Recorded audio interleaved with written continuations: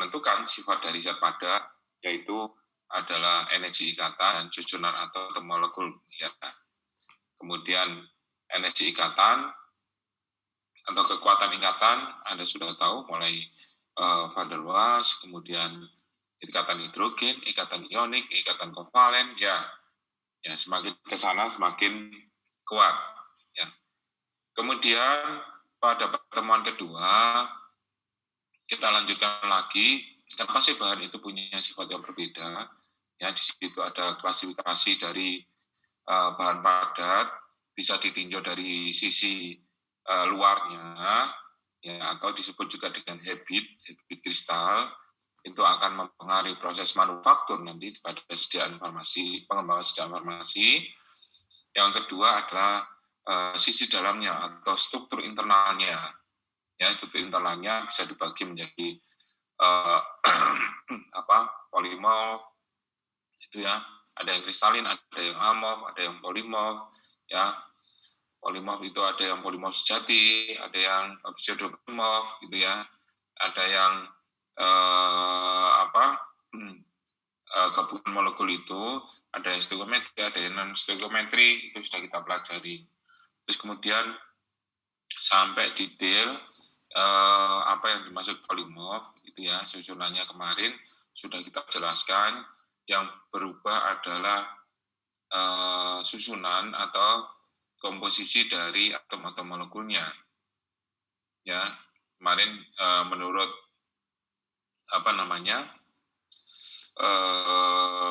struktur internalnya itu kan ada yang kubik, ya, ada yang ortorombik, ada yang monoklinik, ada yang triklinik, gitu. Apa pengaruhnya? Sudah dijelaskan semuanya. Ya, sampai nanti kira-kira yang keluar apa di ujian sudah saya jelaskan di sana. Ya, sekarang minggu lalu juga sudah saya sampaikan bahwa bahan padat farmasi itu 80% dalam bentuk polimorf ini, sehingga pengetahuan mengenai polimorf ini menjadi sangat penting. Dan sifat-sifat dari bahan padat, ya, itu hampir semua sifat fisikokimia itu akan berubah jika suatu bahan itu punya bentuk polimorf yang lain. Ya. Semuanya sudah kita uraikan minggu yang lalu. Ya, sekarang bagaimana kita membuktikan bahwa ini amorf, ini kristal, ini polimorf, gitu. Instrumen apa yang digunakan? Nah, itu kita bahas pada kesempatan hari ini. Jadi istilah yang umum digunakan untuk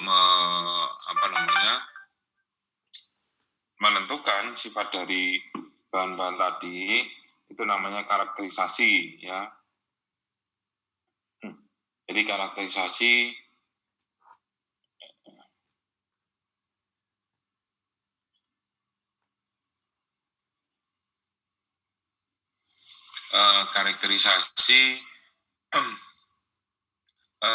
zat padat bisa dilakukan dengan analisis thermal, ya, thermal DTA, DSC atau TG, ya. Kemudian yang kedua itu difraksi sinar X serbuk, ya, baik itu difraksi sinar X serbuk maupun difraksi sinar X kristal tunggal.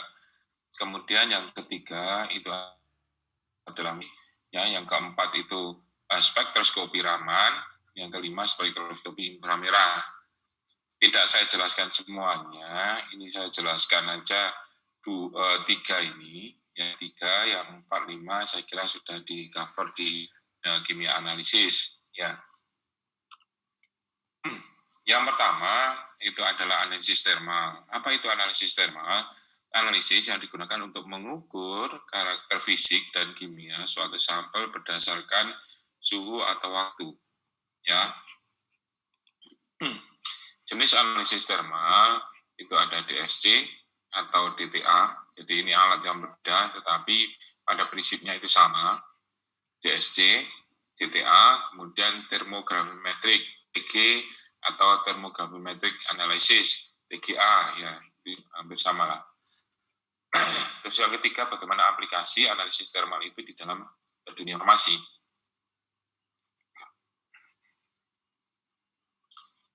Yang kita bahas pertama adalah differential scanning gravimetry.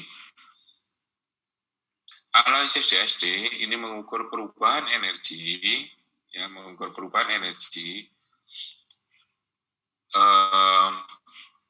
yang terjadi ketika suatu sampel itu dipanaskan, didinginkan, atau dipertahankan pada suhu tertentu yang namanya isotermal. Ya, termasuk pada suhu berapa perubahan tersebut itu terjadi. Keuntungan dari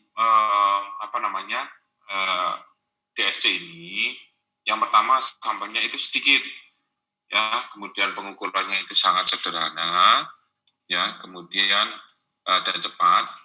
Rentang suhunya bisa minus 120 derajat Celcius, ya, sampai 600.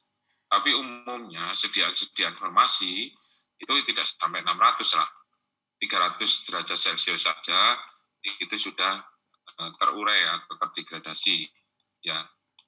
Jadi memang alat ini bisa mendeteksi sampai 600 derajat Celcius. Biasanya untuk bahan-bahan anorganik itu bisa sampai 600 derajat Celcius, tapi biasanya bahan obat atau bahan-bahan farmasi itu hanya sampai 300 derajat Celcius saja. Prinsip kerja DSC, ya, pada prinsipnya ini adalah membandingkan atau menghitung perubahan energi dari sampel dan dibandingkan dengan reference. Ya, intinya seperti itu. Ya, tapi desain alatnya itu ada dua. Jika sampel dan reference itu pemanasnya ini berada pada satu furnace atau alat pemanas, maka dinamakan dengan single furnace design.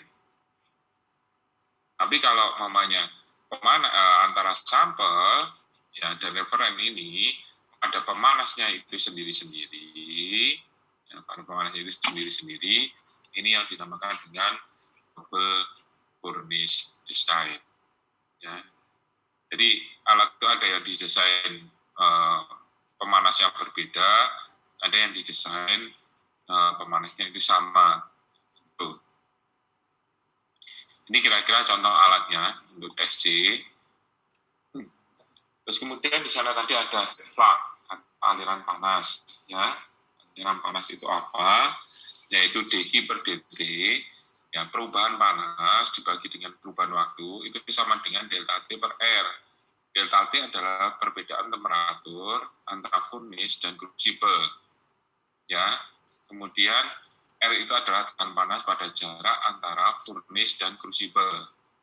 Ya, ini dinamakan dengan head flux. Jadi flux aliran panasnya.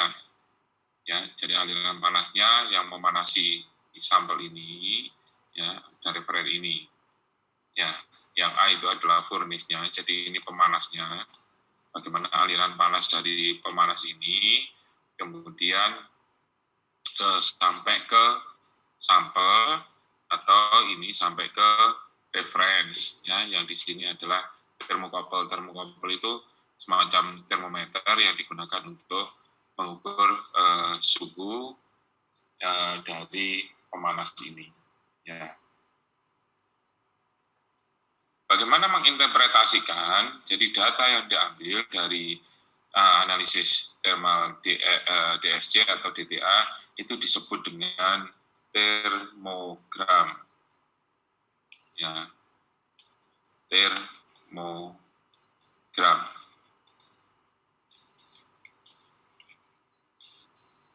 Termogram, ya. Bagaimana interpretasinya? Pada saat Anda membuat termogram ini, yang pertama suhu X-nya. Suhu X-nya apa? Suhu X-nya suhunya dalam derajat Celcius, ya. Kemudian yang suhu I-nya apa? Atau suhu I-nya apa? Adalah power atau energi, bisa joule per second, ya. Kemudian harus tahu ini. Yang ketiga itu harus tahu ini. Harus ada tanda ini. Endotermiknya itu kemana? Apa endotermiknya itu ke bawah seperti ini? endotermiknya itu ke atas. Karena ini nanti akan mempengaruhi makna dari datanya. Ya, kalau umpamanya endotermiknya ini ke bawah, maka kalau ada grafik seperti ini, jelas ya, maka ini dinamakan dengan melting atau peleburan. Jadi ini melting atau peleburan. Tapi kalau endotermiknya itu ke atas, maka peristiwa ini bukan melting, tapi apa yang dinamakan dengan rekristalisasi. Gitu. Sehingga sangat penting sekali untuk memberikan tanda atau petunjuk bahwa endotermiknya itu kemana. Nanti setiap termogram yang ditampilkan, nanti ya sampai ke belakang, itu selalu ada keterangan nanti. Coba perhatikan, kalau kamu tidak ada keterangan, endotermiknya atau eksotermiknya arahnya kemana, maka tentu itu tidak bisa disimpulkan. Ya. Baik. Yang berikutnya, bagaimana melakukan optimasi terhadap DSC ini, terhadap alat ini. Ya, berdasar rumus DV, DV per DT sama dengan delta T per R, hal-hal yang perlu diperhatikan. Yang pertama adalah heating rate atau kecepatan pemanasan. Ya, kecepatan pemanasan. Kecepatan pemanasan nanti akan berpengaruh nanti pada pengambilan kesimpulan. Ya, nanti ada contohnya di belakang. Yang kedua adalah kapasitas panasnya. Ya, yang ketiga adalah event atau peristiwa kinetik, apakah terjadi melting, apakah terjadi degradasi, gitu ya. Kemudian yang keempat ada resistensi atau tahanan thermal antara sampel dan reference. Ya, yang terakhir adalah perbedaan temperatur antara sampel dan reference. Ini hal-hal yang perlu diperhatikan. Sekarang apa pengaruhnya heating rate ini pada termogram? Ya, ini. Pengaruh kecepatan pemanasan pada termogram. Coba perhatikan. Ini temperatur, ya, suhu X-nya, suhu Y-nya, ya. Nah, ini tanda yang ketiga apa? Nah, ini, yang ketiga ini. EXO-nya ke atas. Jadi kalau EXO-nya ke atas, maka kalau yang ke bawah itu endotermik. Ya, coba perhatikan di sini, kecepatan pemanasan mulai 50 derajat per menit sampai 0,5 derajat per menit. Tentu berbeda sekali, gitu ya. Oleh karena itu,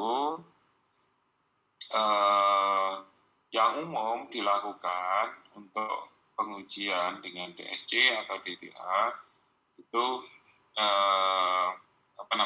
menggunakan kecepatan 5 derajat atau 10 derajat per menit. Ya. Ini biasanya menggunakan 5 atau 10 derajat per menit umumnya. Ya, karena di 5 atau 10 derajat itu kira-kira sudah memberikan onset temperatur, entalpi yang tidak berbeda secara bermakna dan waktunya jadi lebih efisien. Tuh, itu hitung kecepatan pemanasan. Ya, kemudian event kinetiknya apa?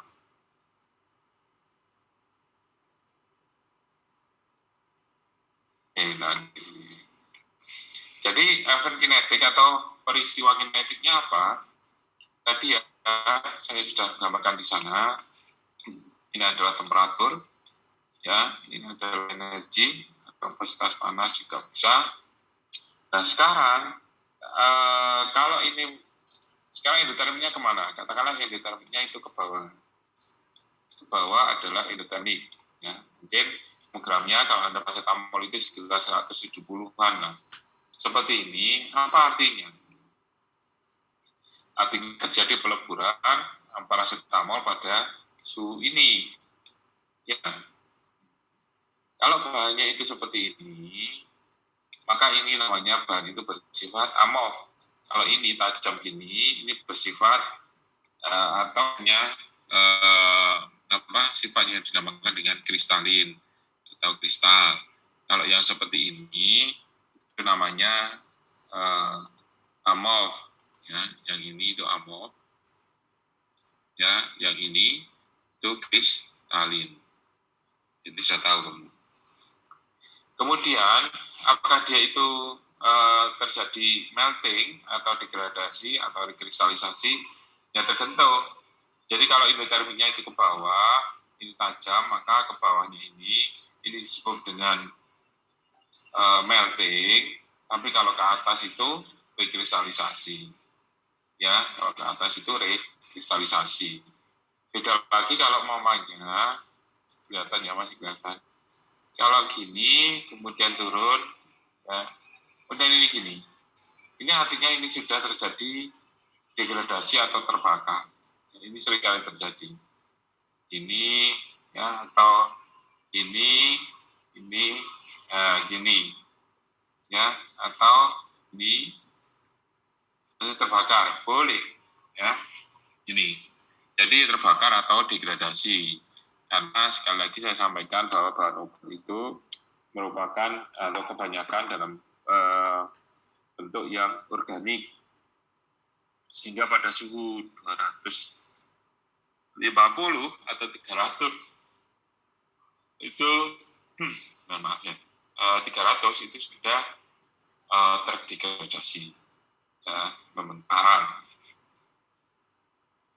Kemudian kalau optimasi equipment-nya atau perangkatnya apa saja, analytical balance, ya, kemudian aliran gas, ya, kemudian ada ini untuk tempat mengatur aliran, ya. DSC ini juga perlu dilakukan kalibrasi terhadap suhunya, ya, suhunya. Apa bahan yang bisa digunakan untuk kalibrasi? Namanya indium ini, ya, indium.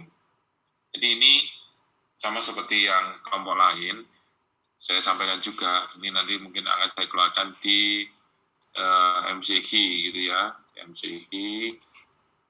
Jadi apa sih bahan-bahan yang umum digunakan sebagai referen atau standar untuk pengukuran DSC atau DTA? Ya, ada indium, ada tin, ada lead, ada zinc, ada K2SO4, ya, ada K2Cr2O4, O7 gitu. Jadi ini sudah standar, ya, digunakan. Ini adalah contoh indium, ya, indium yang digunakan sebagai standarisasi. Jadi dia punya onset sekitar 156, peaknya itu 158, areanya 327, dan delta-nya 28,39.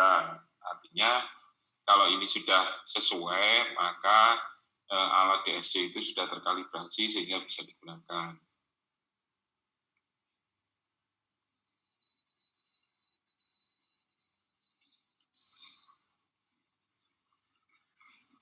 Saya ngapain? Preparasi sampel, ya, preparasi sampel padatan itu harus dibuat free flowing, ya, jangan gembel-gembel gitu diamati, itu mesti hasilnya nanti kacau gitu ya.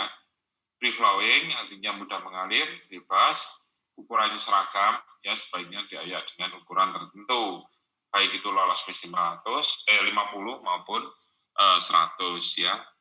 Kemudian kalau sampelnya itu liquid, kita bisa menggunakan pipet pastur, ya, tahu pipet pastur ya, pipet yang ada ukurannya itu. Kemudian kalau sedianya itu berupa krim dan emulsi, maka perlu diaduk dulu untuk mendapatkan homogenitas. Kemudian ini adalah sampel punch, ya, wadah atau tempat sampel. Jadi sampelnya itu akan dimasukkan di sini, kemudian ditutup, ya, kemudian nanti baru dibaca. Jadi sampel punch-nya itu biasanya khusus, ya, khusus. Ya, ini. Jadi ini melting point untuk kristal, ya. Tadi ya mesti kita harus baca sumbu X-nya itu apa, sumbu Y-nya apa. Terus yang ketiga harus kita cari, oh ternyata di sini endotermiknya itu ke atas. Jadi kalau ke atas maka dia kalau seperti ini dinamakan terjadi peleburan gitu. Betul. tinggal Anda mau mengambilnya pada onset, pada puncak, ya, atau bisa diambil tengah-tengahnya. Ya, itu.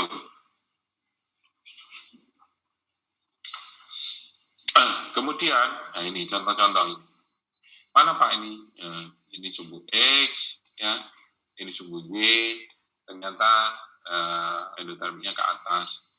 Kalau nanti saya ujian, dari gambar itu saya kasih A, B, C. A ini sekarang apa? B apa?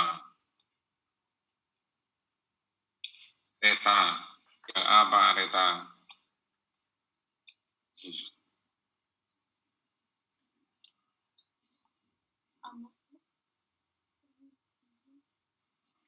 Ya ini loh sudah ada. Jadi kristalisasi. Ya makanya tadi.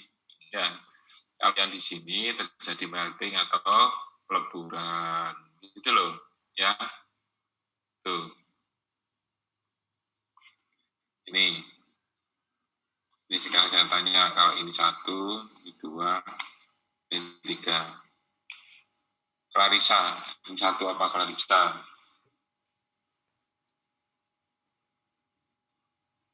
Apa Mbak? Clarissa nomor 1.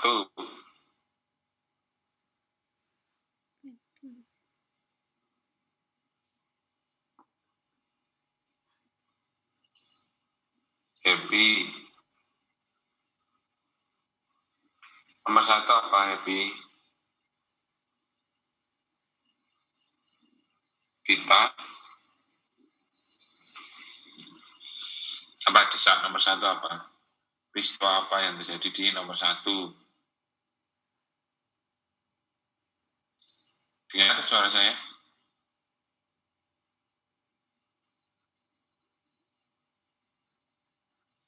Halo, dengar suara saya?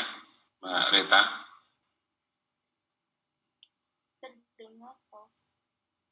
Ya, jadi nomor 1 apa?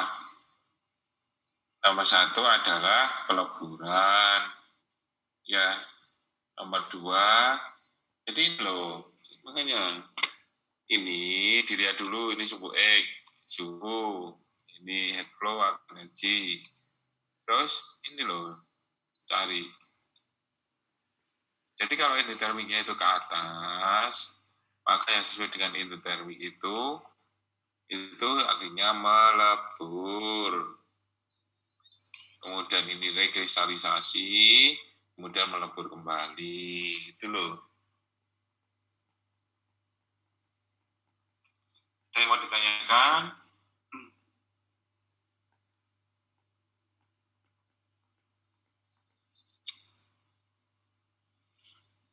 Ya, saya lanjutkan. Ya, ini sama. Ini ya sulfat ini sulfat ya, ada sekitar 100. Kalau ada yang melebar, kemudian ini adalah kristalnya. Ya. Ini perbedaan DTA dan DSC, prinsip kerjanya hampir sama.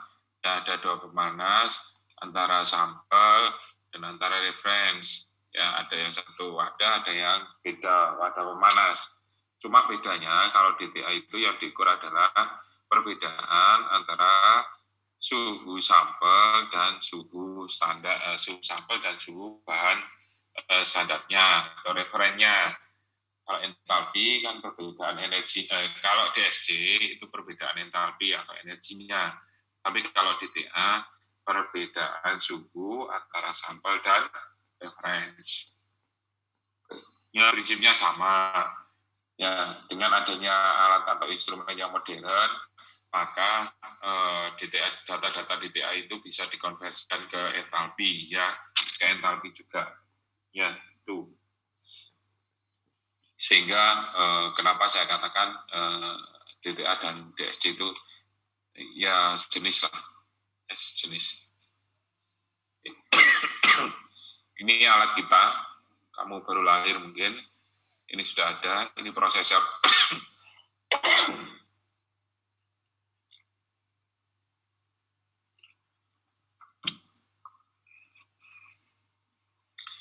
Jadi yang dinamakan dengan crucible tadi, tempat sampel itu gini, ini kecil-kecil ini, kelihatan ya?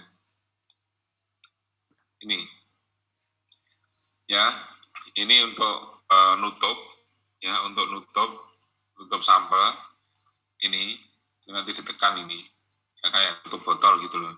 Cuma wadah sampelnya itu kecil kayak gini ini. Makanya yang ditimbang itu biasanya 3-5 miligram gitu ya, sangat kecil. Ya, kemudian dari sampel yang sudah masuk sini, kemudian dimasukkan tengah-tengahnya sini. Ya, ini single furnace, ya, sistem single furnace, karena nanti sampelnya itu masuk di dalam sini, tengah-tengah itu, kemudian referensinya itu ada di bawahnya. Jadi pemanasnya itu jadi satu. Ya, kemudian itu dihubungkan dengan namanya prosesor ini. Ya, prosesor. Maka nanti data yang dikirimkan ini itu akan diubah oleh prosesor ini. Ya, FP90 Central Processor, mungkin sekarang sudah tidak produksi ya, ini sudah 2010 ya, 10 tahun atau 11 tahun yang lalu. Saya fotonya itu 11 tahun yang lalu, tapi alatnya ini mulai tahun 2003-an. Ya, ini sudah lama ini.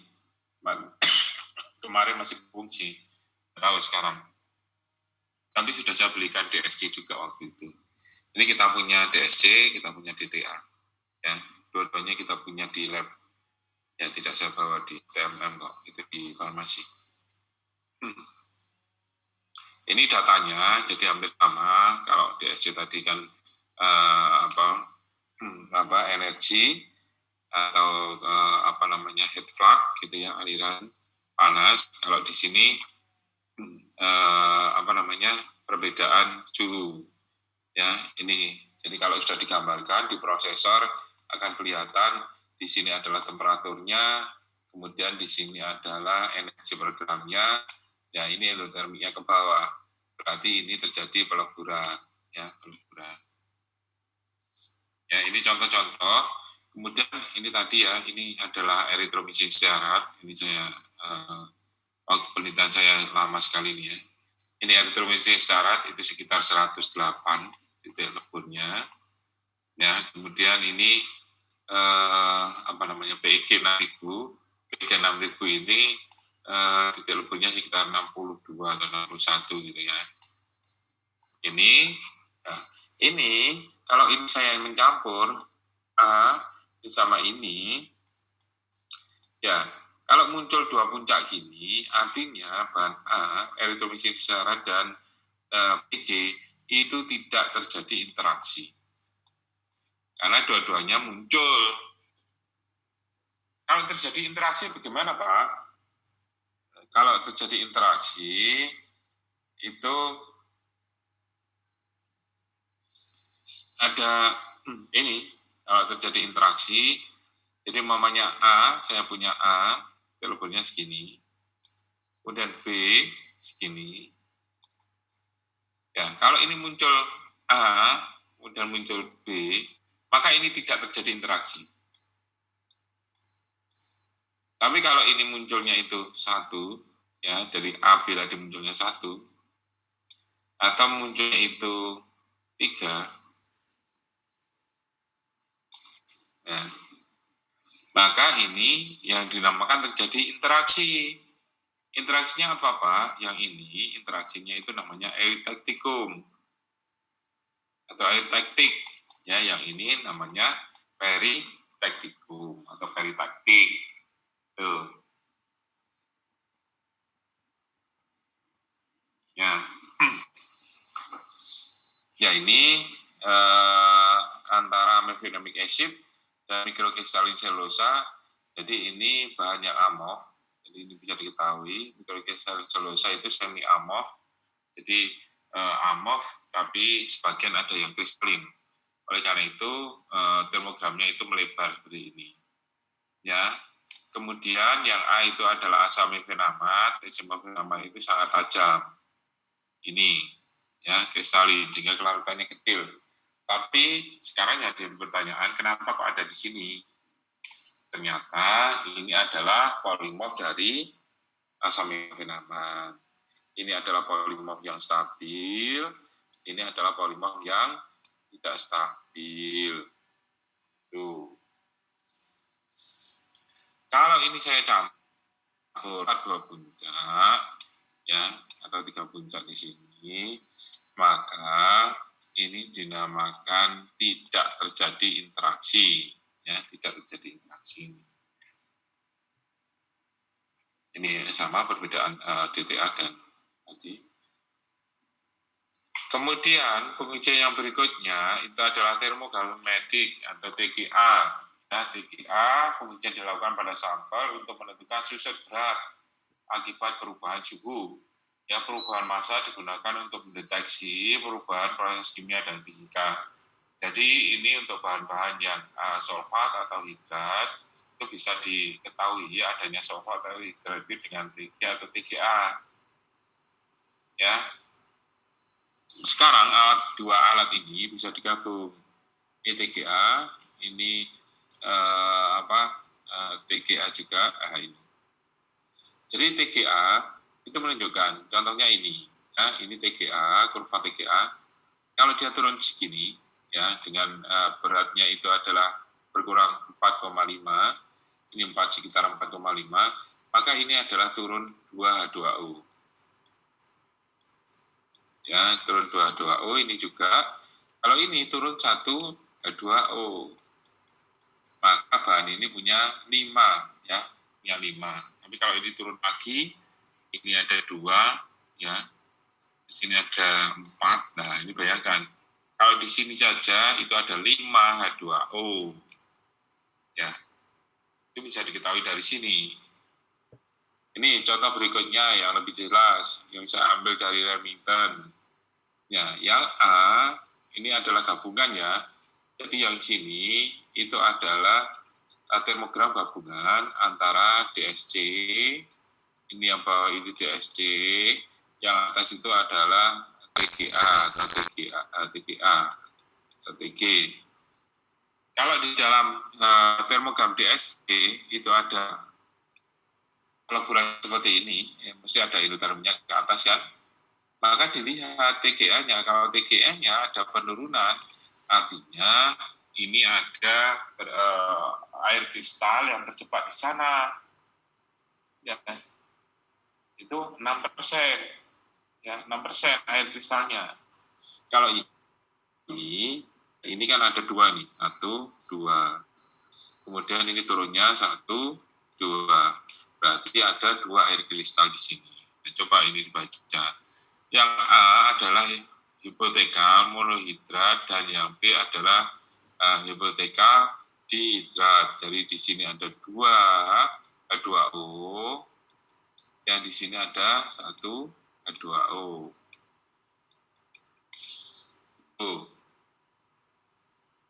Gitu juga kan ini. Ya, ini kita ketahui apakah ini H2O atau enggak, itu dari nilai TG. Kalau TG-nya turun, maka bisa dipastikan ini adalah H2O. Ya, ini terjadi rekristalisasi, kemudian ini terjadi melting kembali atau melebur kembali. Ya, ini kalau saya buat soal, nanti saya cuma A itu apa, B itu apa, C itu apa, Anda bisa menjawab, ya. Aplikasi di farmasi mendeteksi karakterisasi polimer, ya, mendeteksi hidrat sulfat, validasi, ya, interaksi antar bahan, kemudian bahan tadi sudah semua. Ya, ini contoh-contohnya nanti. Ambil semuanya. Ya, ini kemudian bahan, kalau bahannya itu kemudiannya 98, kamu perhatikan ini. Kalau yang 99 itu kemudiannya ini, kalau yang pure itu kemudiannya ini. Itu adalah fungsi dari analisis termal. Ada yang mau ditanyakan? Ini saya tutup dulu. Ada yang mau ditanyakan? Jelas? Tidak jelas? Permisi Pak, izin bertanya. Saya belum paham yang termografi metrik. Kenapa ada turun H2O itu ya Pak? Terima kasih. Ya, jadi prinsip dari TG atau TGA, termografi metrik itu, jika ada, tadi kan lihat definisinya, ya, ada pelepasan molekul, maka beratnya itu akan turun. Atau dibalik, Jika beratnya itu turun, maka ada molekul yang dilepaskan, gitu, Mbak. Ya. Jadi mamanya kalau turunnya 1, ya energinya berapa miligram, kemudian berapa persen, oh itu turun sekali, berarti ada 1 H2O yang dilepaskan. Ya, itu berarti dia monohidrat. Kalau ada dua kali gitu, maka dia dihidrat. Ketiga, trihidrat. Makanya gitu. Itu, Mbak. Berarti saat ada pelepasan H2O itu kristalnya mengalami rekristalisasi ya, Pak? Iya, makanya tadi gambar itu kan di awal itu terjadi pelepasan hidrat, kemudian terjadi rekristalisasi, kemudian melebur kembali. Ya, lihat gambarnya itu. Terima kasih, Pak. Ya, yang lainnya, nanti saya keluarkan itu di ujian, mungkin dalam bentuk isian ya. Tuh, ada lagi yang mau ditanyakan? Mbak Vita, Mbak Desa, Mas Mika, Mbak Izatul. Ya. Saya mau bertanya. Apa ini, Mbak? Mbak Izatul. Ya. Ya. Silakan, Mbak. Tadi kan kalau misalnya grafiknya menunjukkan pelepasan H2O itu jadi rekristalisasi, Bro. Kalau misalnya itu mengalami melting, nanti grafik di TGA-nya bagaimana? TGA-nya tidak berpengaruh, berarti ya tetap aja lurus. Itu. Dia akan turun jika ada molekul atau atom yang dilepaskan. Ya, sesuai dengan definisinya tadi. Ya, termografimetrik. Jadi ada panas, kemudian gravimetri. Gravimetri itu kan berat. Ya, jika dipanaskan, kemudian dia itu turun, berarti ada yang dilepaskan.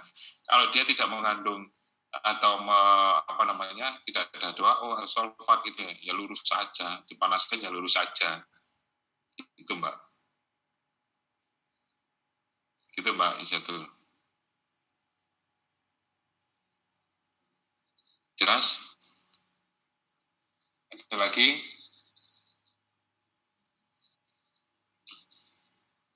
Cukup? Sementara cukup ya? Mana Mbak Izatul? Pindah kotak. Oke, saya lanjutkan ya. Saya balik lagi, screen sekarang yang X-ray. X-ray, chipnya bagaimana, instrumentasinya bagaimana, aplikasinya bagaimana. Kelihatan ya. Ya, jadi X-ray itu harusnya 2 ya. 2. Nomor 2 ya. Nomor 2, 2.1, 2.2. Jadi X-ray itu bisa dibagi menjadi 2, difraksi sinar X serbuk dan difraksi sinar X kristal tunggal. Prinsipnya keduanya sama kayak DTA dan DSC gitu. Kalau yang di sini itu hanya beda di sampelnya. Kalau sampelnya di sini itu sampelnya adalah serbuk, bahan yang diserbuk. Itu ya. Kalau di sini harus dikristalisasi dulu, berarti harus ketemu kristal tunggalnya baru diperiksa dengan difraksi sinar X. Ya, prinsipnya difraksi sinar X seperti ini. Ini ada tabung pembangkit sinar X, ya, kemudian ada celah yang memilih nanti pada panjang gelombang berapa. Kemudian ini adalah tempat sampel, ya, atau sampel holdernya itu di sini. Kemudian nanti yang namanya difraksi akan difraksikan, kemudian akan ditangkap oleh detektor. Ya, setelah ditangkap detektor, kemudian akan diamplifikasi, dibesarkan, akan menjadi suatu grafik atau gambar. Ya, di sini adalah 2 theta, ya di sini adalah count per second. Nanti gambarnya gimana? Kalau gambarnya seperti ini, maka bahanmu itu adalah kristalin. Apa kalau yang didapat itu adalah seperti ini, ya ini aja, maka bahanmu itu adalah amor. Tuh. Kenapa?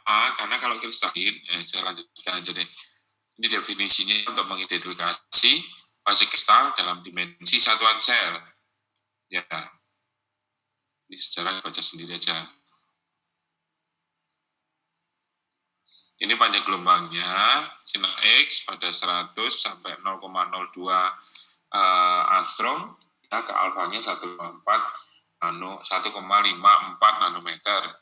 Ya, ke alfa adalah energi kulit pada saat alfa ini melepaskan itu. Ya, ini alatnya seperti ini. Ya, sama seperti tadi. Ya, ini ada kaca timbal yang dilapisi timbal ini. Ya, ini kalau sampel sudah masuk di sini, kemudian ini mau running, ini harus ditutup sempurna. Kalau dia tidak ditutup sempurna, mesin ini tidak mau jalan. Kenapa? Risiko. Ya, itu dibuat seperti itu. Kenapa? Karena jadi pintu ini, kelihatan pintu ini, ya ini kan seperti ada kaca gitu, itu timbal itu.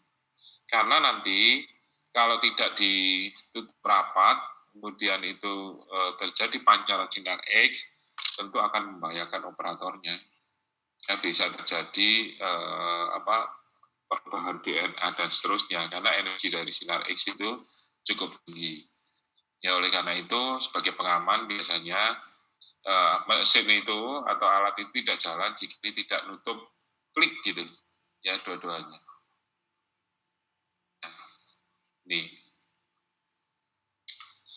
Ini sama seperti saya jelaskan. Nah ini yang untuk ya punyanya broker ini. Sama ini sumber sinar X-nya, ini sampelnya di sini, ya kemudian slitnya, ini sama slit, kemudian ini detektor. Prinsipnya cuma itu. Ya kemudian karena ini sangat panas, tentu ada pendingin, ya ada pendingin.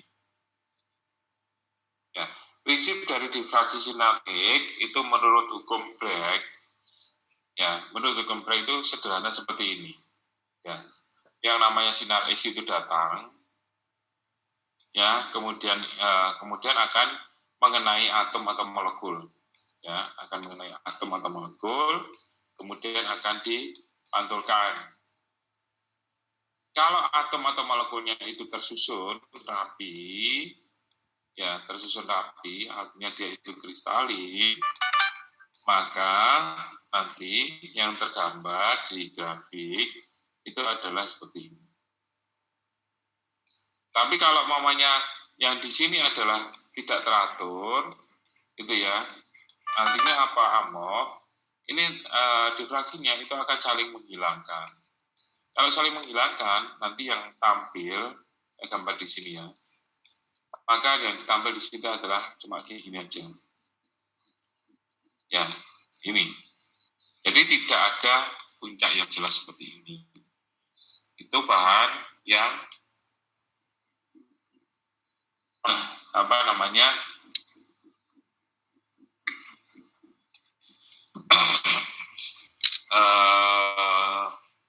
difraksi, prinsip dari difraksi sinar X. Ya.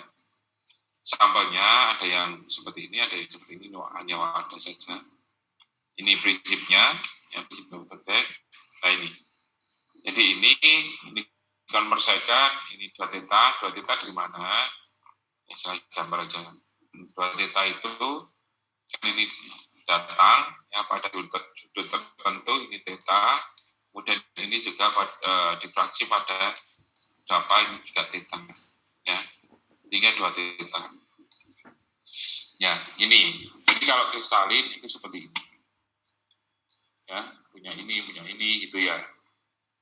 Ini contohnya, ya single kristal.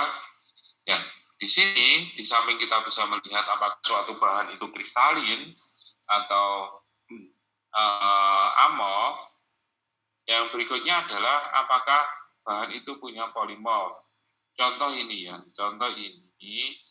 ini adalah paracetamol, yang ini adalah bentuk ortorombik, yang ini bentuk monoklinik. Padahal sama-sama paracetamol.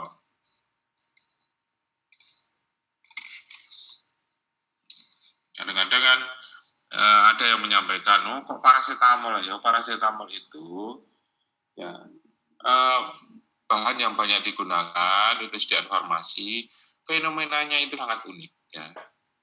Kalau Anda nanti bisa melakukan formulasi terhadap paracetamol ya di industri,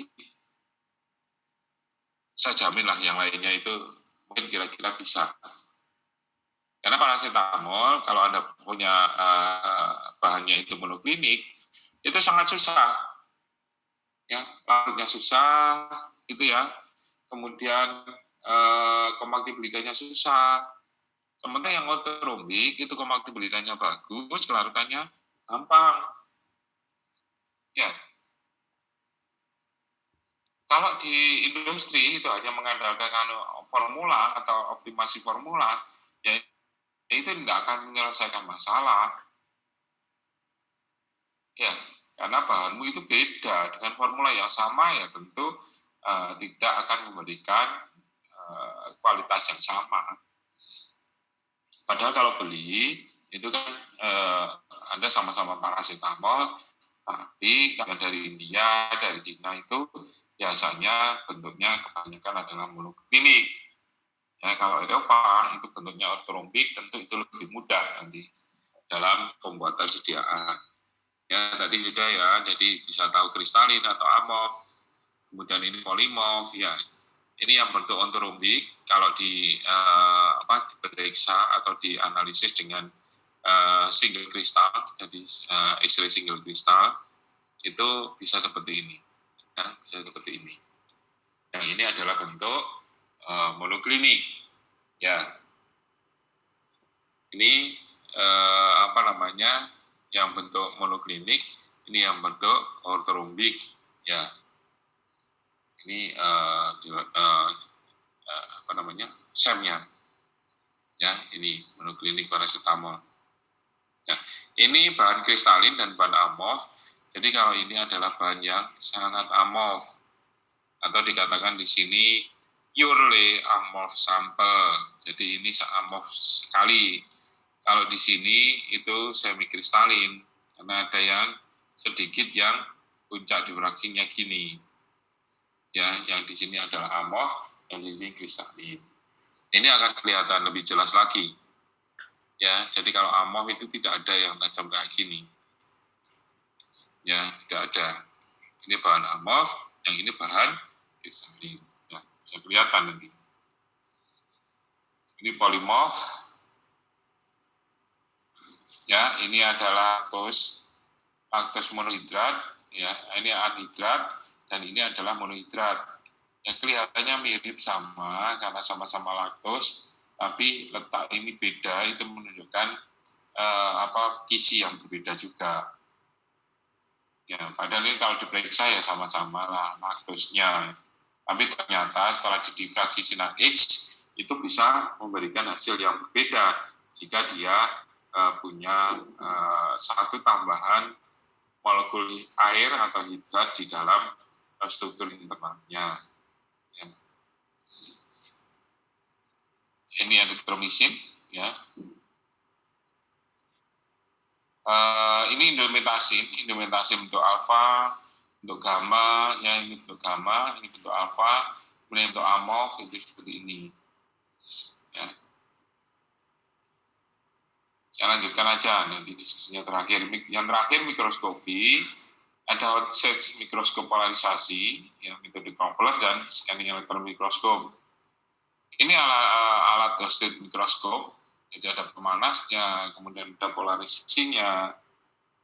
Ya, ini saya mencoba untuk mengkristalkan eritromisin sedarat. Ya, eritromisin sedarat. Ini waktu melebur. Kalau melebur itu seperti air gini, kalau dilihat dengan mikroskop polarisasi, ya kemudian ini mulai mengkristal, ya ini sudah mengkristal kembali. Jadi eritromisin sedarat kalau mengkristal kembali itu seperti ini. Kemudian ini PEG, ya PEG kalau kita amati. Nah ini kalau saya campur PEG dengan eritromisin sedarat, ternyata terjadi dispersi. Coba perhatikan, bagus sekali gitu. Ya, bagus sekali ini. Ya, dispersi gitu.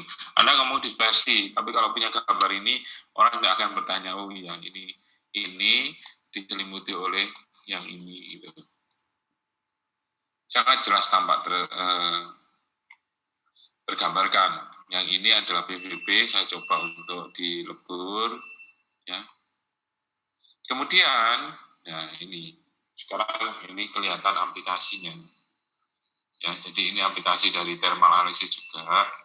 Kalau saya punya dua bahan dalam melakukan formulasi ya, dua bahan katakanlah ibuprofen, ya ibuprofen dengan asam stearat. Ya, biasanya asam stearat itu digunakan sebagai lubrikan, ya supaya pada saat pembuatan tablet itu tidak lengket. Nyata pada pembuatan tablet ibuprofen jika ditambahkan golongan-golongan stearat itu mesinnya itu langsung lengket gitu, macet. Apa yang terjadi? Ternyata ibuprofen itu jika dicampur dengan asam stearat itu membentuk yang namanya eutacticum.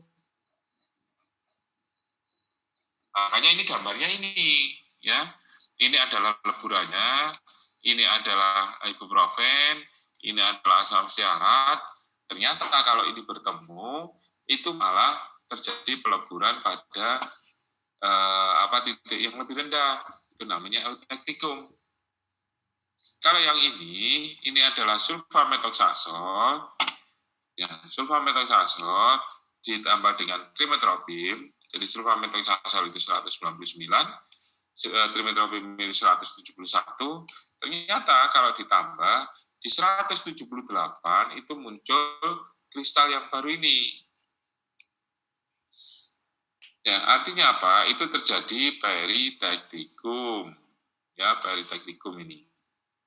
Jadi kristal yang baru di sini. Ya. Antara sulfamethoxazole dan trimetropin.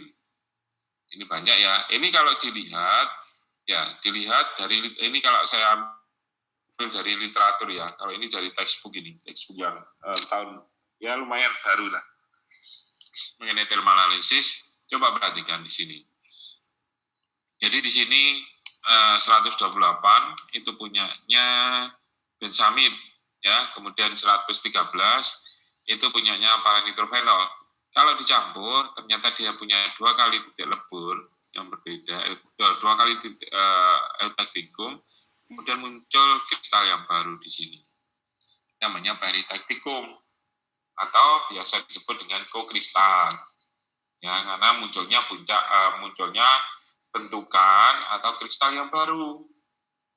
Hati-hati dengan ini, jadi kan sulfamethoxazole dan trimetropin itu kan sudah menjadi sediaan kombinasi trim itu ya.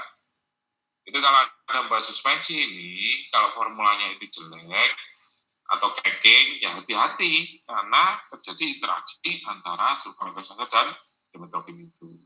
Begitu juga saat Anda membuat sediaan tablet ibuprofen, ya hati-hati dalam penggunaan stearat. Sebaiknya diganti yang lainnya, taruh gitu. Karena kalau Anda tetap menggunakan stearat, yang terjadi adalah peristiwa ini eutacticum. Jadi pada suhu berapa, ditambah suhu berapa, bahan ini kemudian dia leburnya itu pada suhu yang lebih rendah. Kalau ini penasatin dan paracetamol. Ya, sama tadi ibuprofen itu mungkin titik leburnya sekitar 80, ya asam stearat itu sekitar 60. Ternyata di suhu 40 atau 45 itu campuran itu sudah melebur. Ya, itu namanya eutacticum. Jadi sama ini gambarnya sama ini. Coba sama ini. Tuh sama. Ini adalah nyata yang dilihat dengan polarisasi mikroskop, ya ini dilihat dengan polarisasi mikroskop, yang riset kita, ini yang di buku, ya di buku solid state characterization, ya ini sama, ini sama, ya ini yang mikroskop SEM, ya scanning elektron mikroskop itu bisa melihat permukaan dari suatu bahan dengan perbesaran yang cukup tinggi. Jadi yang ini adalah mefenamic acid, kemudian ini paracetamol, ya, ini bisa diketahui. Nah ini, ya, ini adalah spray lactose, ya, ini Avisel, kemudian ini amilem, ya, amilem, kemudian ini adalah sodium stagikolat. Ya, Anda bayangkan, waktu itu saya jelaskan ya, jadi pada saat membuat vitamin B, ya, vitamin B150,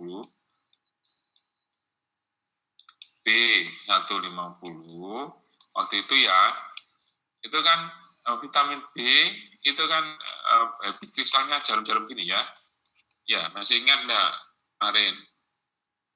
Nah, kalau saya campur dengan ini, ya, minum ini, apa dengan laktosa yang bentuknya seperti ini, tentu homogenitasnya sangat susah. Oleh karena itu, pengatasannya ya ini dihaluskan supaya kecil-kecil dan dia nanti akan nempel-nempel di sini gitu loh. Atau nempel-nempel di sini. Itu. Makanya pemahaman terhadap bahan-bahan ini menjadi penting. Apakah itu habit kristal, apa struktur internal, itu penting untuk bisa mengatasi masalah-masalah yang ada di industri farmasi. Ya, pada saat proses manufaktur. Ya, ini beberapa contoh. Oke, itu yang bisa saya sampaikan. Ada yang mau ditanyakan, mau disampaikan?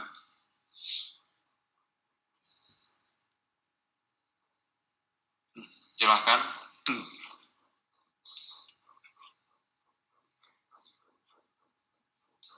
Silahkan, ada yang mau ditanyakan?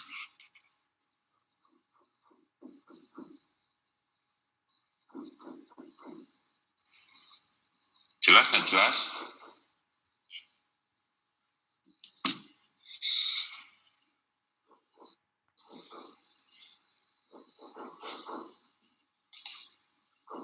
Filenya ini sudah saya berikan ya semuanya ya. Ya sampai ini.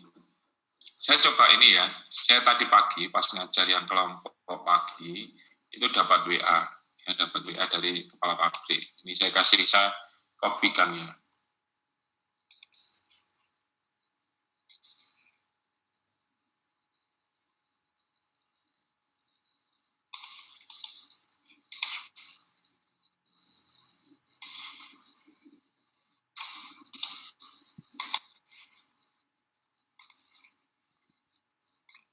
Ini kamu biar tahu.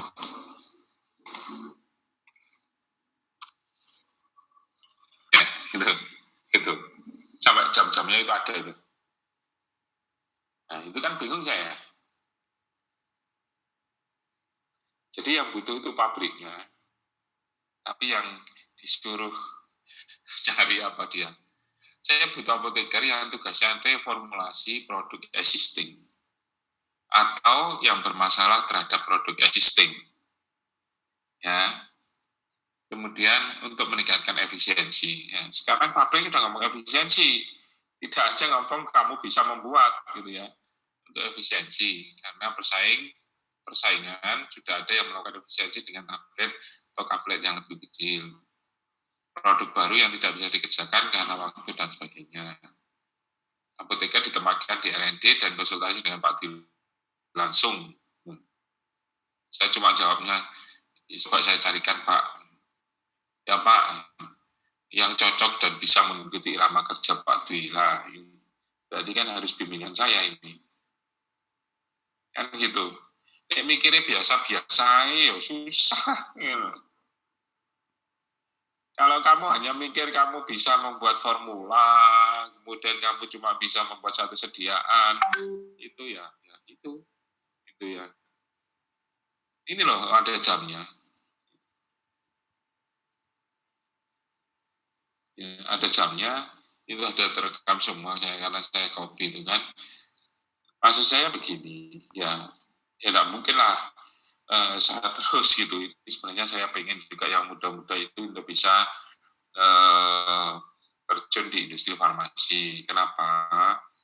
Karena untuk sharing, ya Jadi saya sebenarnya tidak hobi untuk ngajar ya. Untuk kuliah itu saya tidak hobi. Kalau bisa tidak kuliah tidak apa saya. Tapi kan saya harus paling tidak berkewajiban untuk sharing pengalaman dengan Anda, gitu kan. Kalau hanya sekedar menyampaikan materi, di buku itu ada, silakan dibaca. Tapi yang namanya sharing pengalaman, tentu itu tidak semua buku menuliskan di sana. Ya,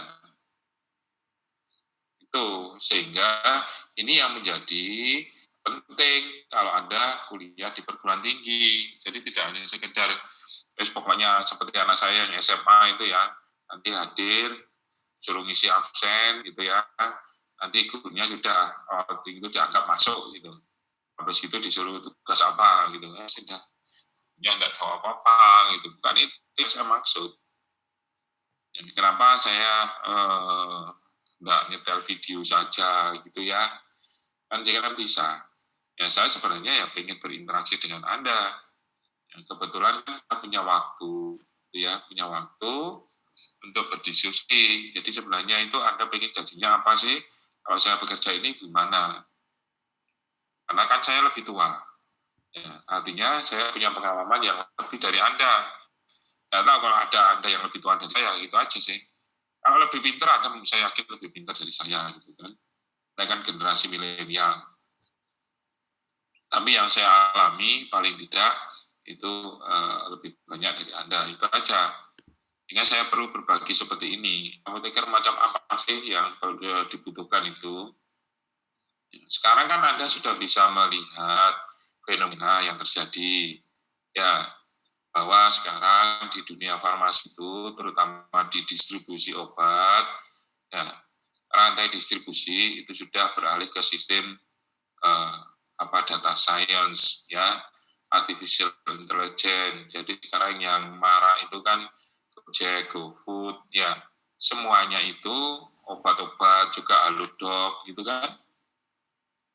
Saya aja belum pernah nyoba Halodoc. Anak saya pernah konsultasi apa gitu ya.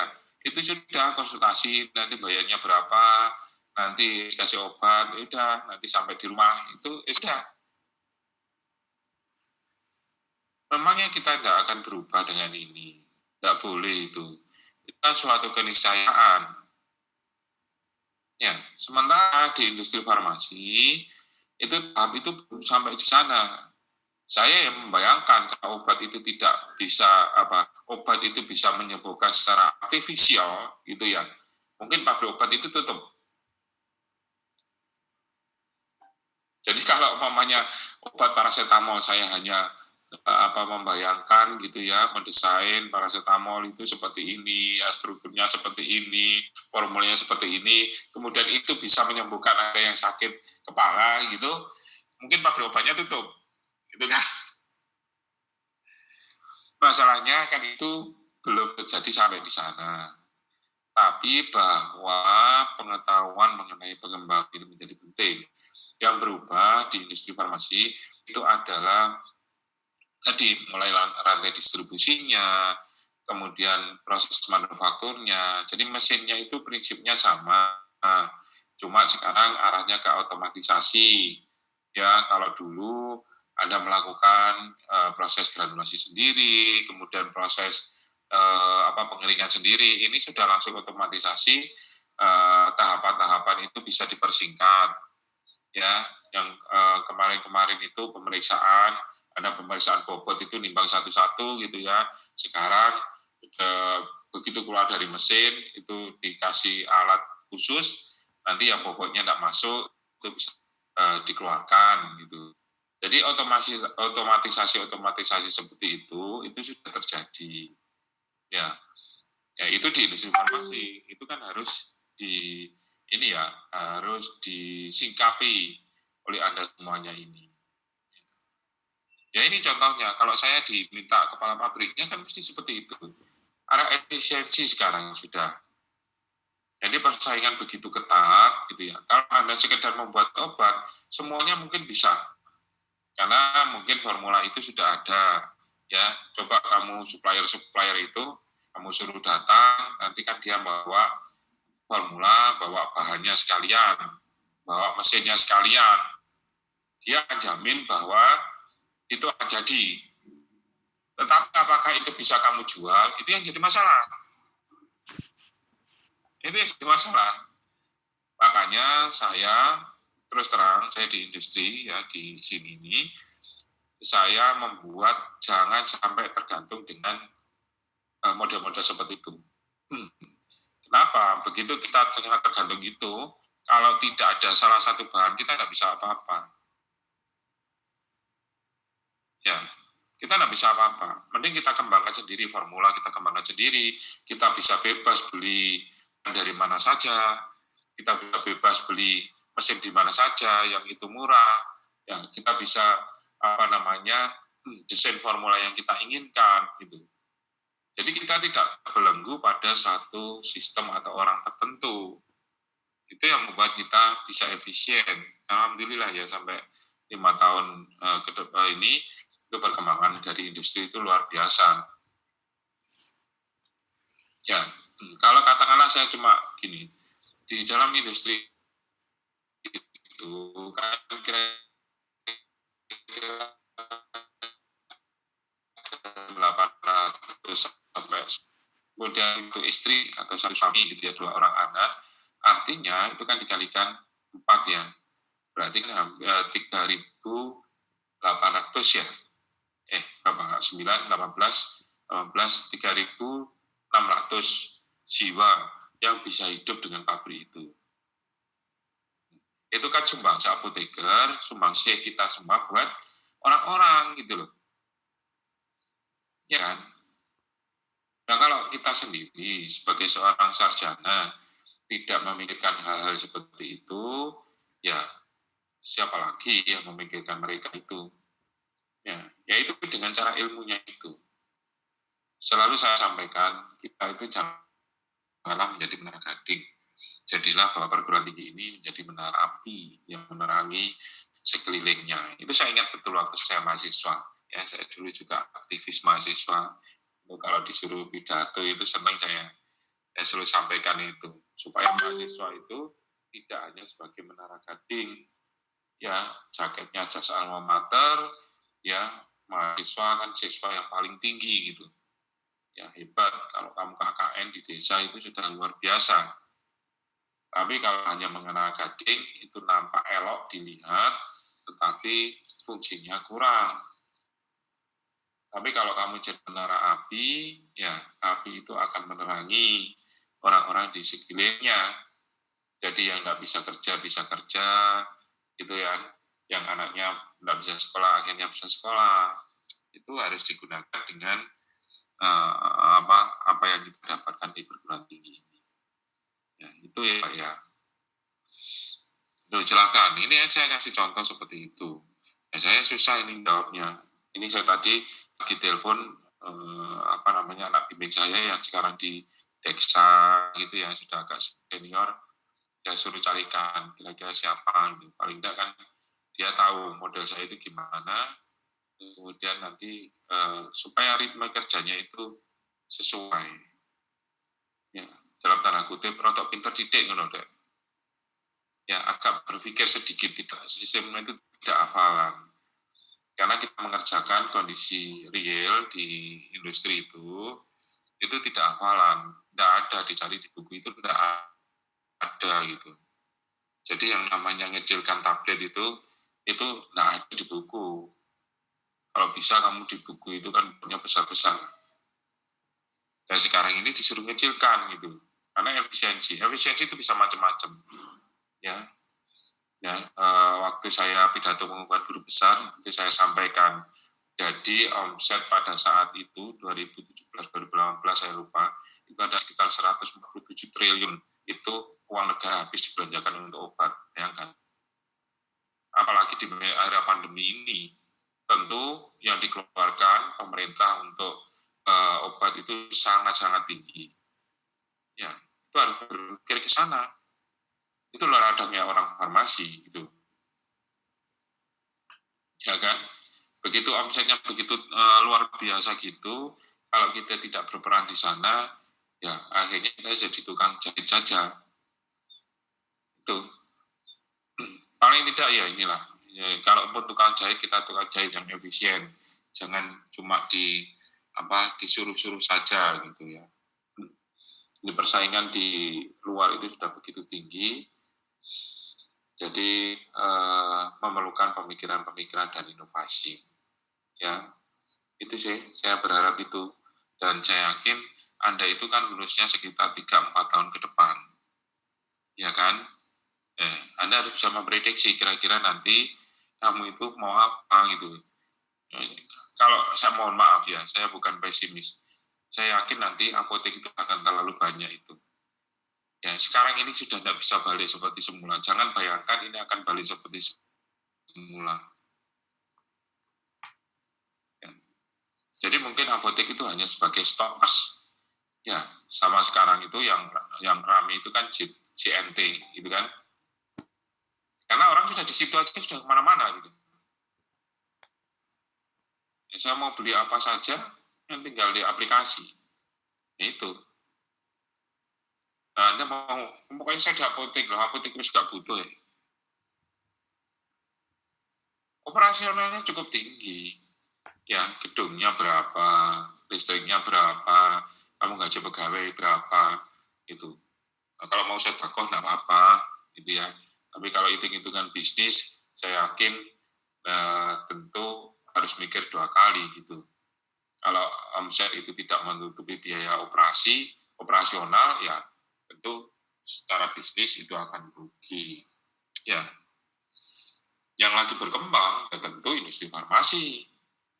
Karena dengan era COVID ini, ya itu terus terang, saya di industri farmasi ini ya disampaikan ini, itu produksi vitamin gitu ya. Dulu kita jarang produksi vitamin, ya dulu itu mesti yang paling banyak itu antibiotik, kemudian analgesik, ya obat-obat seperti itulah. Nah, sekarang vitamin itu macam-macam mintanya. Ada yang vitamin C saja, ada yang vitamin B saja, ada yang vitamin B ditambah vitamin C, ada yang vitamin C ditambah dengan mineral lainnya gitu. Itu permintaan luar biasa banyak gitu. Ya, orang akan berubah seperti itu. Ya. Makanya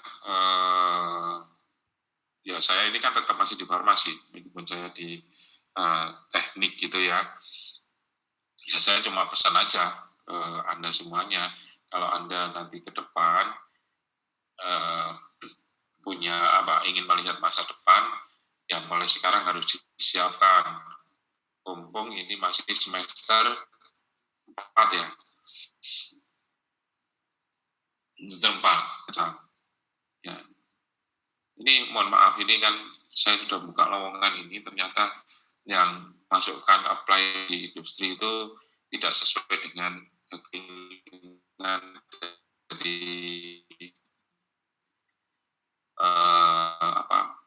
kepala pabriknya. Sebenarnya sederhana kok. Saya itu ya seperti Anda ini, saya tanya kakak Anda itu, pada saat saya diskusi dengan pabrik, itu anak-anak yang praktikum Solida, kalau kebetulan, kamu mau enggak? Mau Pak, ya, oke, ikut gitu ya. Tapi kamu enggak boleh bersuara, saya bilang gitu. Biar kamu tahu saja, kamu tahu kerjaan saya itu apa sih gitu. Ya. Jadi nanti bagaimana saya, kalau dulu kan saya harus ke pabrik ya, harus ke pabrik terus setiap Sabtu gitu kadang-kadang, mungkin 2 minggu sekali gitu ya. Itu nanti ada beberapa permasalahan yang harus saya selesaikan. Awal-awalnya saya harus masuk ke semua ini ya, ke semua ruang, baik ruang produksi, ruang QC gitu, supaya saya tahu betul alat-alat yang digunakan itu apa, model gedungnya itu bagaimana, gitu. Ya, orang-orangnya itu bagaimana. Itu saya dulu sampai ke sana, ya. Lainnya nggak boleh bawa kamera, saya ya bawa handphone, tak foto nih semua gitu. Supaya saya tahu kalau ada masalah itu, masalahnya itu di mana. Apakah di mesinnya, apa masalah di formalnya, masalahnya itu di layoutnya, gitu ya, layout bangunannya. begitu saya sudah mengenal, ini kan sudah sangat lama ya, ya saya tinggal memprediksi saja, oh masalahmu di sini, ya. Jadi kalau gini, saya membuat tablet lebih kecil, gimana? Ya gampang saja sebenarnya, ya. Terus terang saya langsung bisa menyusun formula yang ada, nanti tinggal dikerjakan apoteker, tidak mungkin kan saya nanti ke pabrik terus kemudian kerjakan sendiri, ya bisa saja saya, cuma kalau konsultan kan tidak usah ngerjakan sendiri ya. Nanti kalau ada ya robot aja tak suruh lah.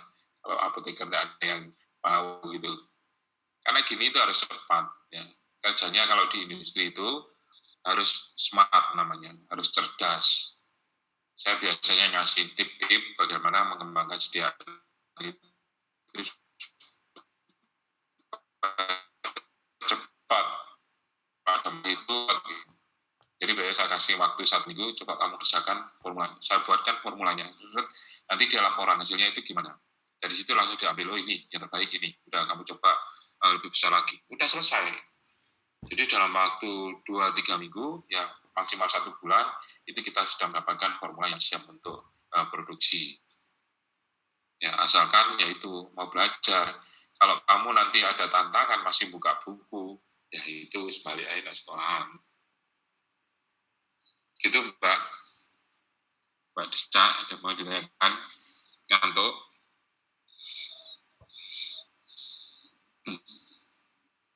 Aisyah, Fatkur Rozi, sebenarnya kesempatan yang laki-laki gitu ya. Jadi terus terang, kalau masalah salary atau honor atau gaji gitu ya, itu mungkin di industri farmasi, ya kalau saya sih, lumayan ya, kalau selevel manager, itu ya mungkin sekitar 2 digit kalau teman-teman bilang itu. Kalau 2 digit kan berarti di atas 10 juta kan ya. Kalau senior manager kan berarti sekitar 15 juta. Kalau masih asisten manager itu biasanya 10-12 juta. Ya, kalau mamanya apoteker yang supervisor itu biasanya sekitar 6-8 juta, tergantung lah. Ini masuk itu biasanya dapat segitu. Ya, itu lumayan lah kalau menurut saya. Ya, itu sih. Nanti kalau sudah ya cukup lah kalau menurut saya. Karena terus terang dari hitung-hitungan ya, kalau kamu bisa efisiensi satu tablet itu kamu bisa efisien Rp10, sementara satu batch itu 1 juta tablet kan berarti 10 juta. Kalau dalam 1 hari itu produksinya 3 batch, berarti 30 juta. Kalau 1 bulan, 30 juta, katakanlah kamu produksi 20 kali, 30 juta kali 20 berapa? 600 juta. 600 juta itu bayar apoteker itu 10 juta, 20 juta, gak apa-apanya. Efisiensinya itu 600 juta. Kan gitu. Itu kalau bisa efisien. Kalau kamu nggak efisien, nggak rugi pabrikmu. Itu ya, Mas Hilal. Ini kelihatannya hilalnya belum kelihatan. Bentar lagi. Mbak Desa, ada yang mau tanyakan? Ini selamat nyepi ya kemarin. Belum ada, Prof. Terima kasih, Prof. Gitu, ada yang mau ditanyakan? Peggy Melati Sukma. Si Agustin. Nanti ini kira-kira ini kan banyak perempuannya ya. Kalau lulus mau jadi apa? Berumah tangga gitu ya. Kayak istri saya. Istri saya itu kerja di apotek. Itu sudah 20 tahun. Ya. Kemudian kan ya usianya sudah hampir 50. Sudah nemani saya aja. Anak-anaknya sudah besar gitu kan. Sudahlah. Karena ternyata di apotek itu tidak ya apalagi sekarang ini luar biasa lah tantangannya. Ya, itu sih. Kalau tidak efisien sama saja. Kalau tidak efisien secara hitung-hitungan kurang lah, keuntungannya kurang. Jadi harus betul-betul inovatif. Ya, kalau mau membuat apotek, ya apotek yang inovatif. Nggak tahu kamu sudah belajar nggak mengenai hitung-hitungan gitu. Ya, ini sedikit cerita ya. Ada, ya apa ya, kalau saya mau cerita kok sopan enggak ya. Pokoknya ada gini lah, apotek itu yang maunya bangkrut aja, saya bilang gini, kamu lo apotek pendidikan gitu kan, ruangan bangunan itu sudah disediakan gitu ya, kemudian modal itu sudah diberikan, hanya operasional saja kok tidak mendapat keuntungan, kurang apa gitu lah. Setelah saya tanya, memang pikiran kita itu sangat-sangat textbook minded, apa kejar ini buku gitu. Padahal buku enggak bisa ditanyain gitu kalau ada masalah. Yang paling gampang itu gini, waktu itu saya ingat betul, saya tanya, sebenarnya tagihan distributor ke kamu itu berapa sih? Satu bulannya segini Pak, penjualanmu berapa? Segini. Kok uang habis terus? Ya karena saya buat bayar ini Pak, nanti buat gaji, buat bayar ini. Terus saya bilang gini loh, yang namanya tagihan itu jam temponya kan berbeda-beda. Jangan jadi orang yang baik, tidak semua dibayar karena uang itu. Jadi kalau kamu bisa molor, kan tagihan tidak harus dibayar sekarang. Kalau bisa dibayar bulan depan, ya dibayar bulan depan. Masukan yang sekarang ada, itu urgent saja, yang sudah jatuh tempo itu yang dibayari.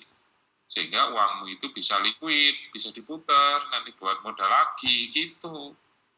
Nah, dulu masa minta suntikan modal, terus gitu. Padahal dari sisi listrik, kemudian dari sisi bangunan, dari sisi modal itu sudah dipenuhi. Nah, kalau kita di pendidikan aja tidak bisa memberikan contoh bahwa usaha itu menguntungkan, kalau itu dikasihkan mahasiswa kan itu. Ya memang secara teori pelayanan oke, tapi kalau itu tidak menguntungkan, siapa yang mau? Makanya kamu mau mendirikan apotek buat belajar-belajaran, tidak boleh untung gitu. Ya siapa yang mau? Nggak ada yang mau kan? Ya contoh itu ya semuanya, artinya secara pengelolaan itu bagus, secara pendidikan bagus, yang menguntungkan, itu baru contoh. Mas ngomong dua daki, tapi rugi lah, repot. Terus yang dicontohkan itu apa? Ulangi buat buat sediaan itu dua daki itu ya sampai yang canggih-canggih, tapi pabriknya bangkrut, repot deh. Kan gitu, realistis saja. Ya, jadilah menata api, gading gitu. Gading itu kan keris ya, dibuat ini kan lihatnya bagus, tapi ini kan manfaatnya kurang. Kita sama api ya, bisa menerangi, bisa buat masak ya. Itu sih yang bisa saya berikan. Ada yang mau ditanyakan, Mbak Najwa Shihab? Mbak Najwa? Belum ada, Prof. Ada, ini pertemuan terakhir loh. Kalau belum ada berarti langsung ke ujian ya. Cukup? Untuk Mas Mikael, Mas Iqbal, Hilal, Rohana. Cukup ya? Ini yang belakang-belakang ini ngantuk semua. Padahal ya kalau kamu tahu, farmasi itu tingkat keketatan masuknya itu nomor satu. Bayangkan, yang mau milih farmasi itu sangat-sangat tinggi. Jadi Anda itu adalah seperti berlian. Ya berlian itu tergantung dari ngasahnya dan gimana. Apakah itu bersih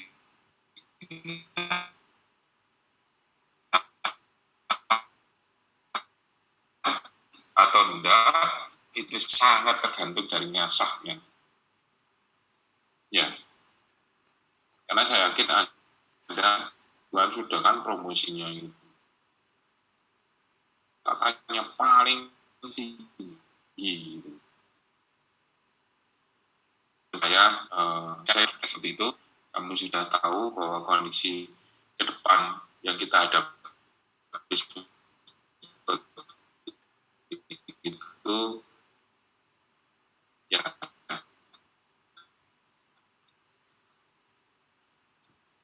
siap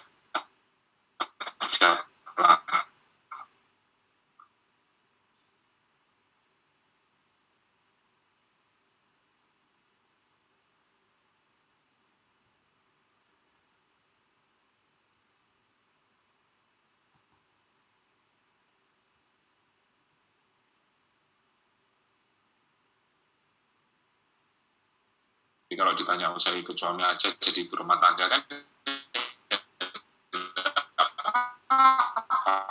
kamu nggak kerja gitu ya susah kan ya nggak ada alasan yang laki-laki gitu. Kalau yang perempuan kan masih ada alasan ya Mbak Sausan ya iya dong masa nanti ditanya calon mertuanya saya ikut istri saja gitu kan.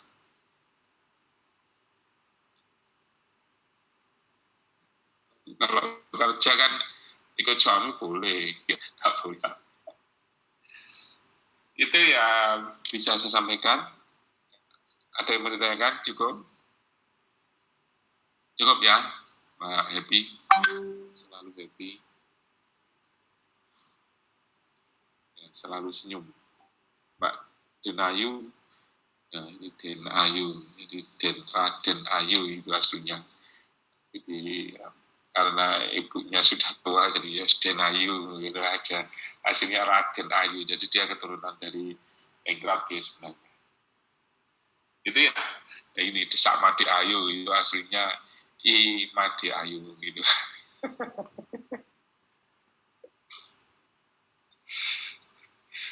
itu sudah ya cukup ya bisa saya akhiri PJ-nya siapa ini Mbak sampai ini halo PJ-nya siapa Ya, saya ya Pak. Mbak Iqbal cukup ya Mbak Iya Pak.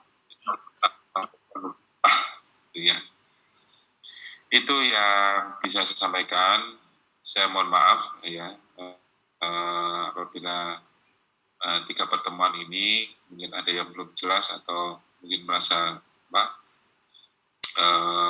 menyinggung perasaan ya mohon maaf tidak ada maksud sama sekali saya untuk menyinggung perasaan tapi maksud saya supaya Anda itu mulai bersiap untuk menatap masa depan itu aja yang saya sampaikan kurang lebihnya mohon maaf saya akhiri assalamualaikum warahmatullahi wabarakatuh. Waalaikumsalam warahmatullahi Terima kasih, wabarakatuh. Terima kasih, Prof. Tetap ya.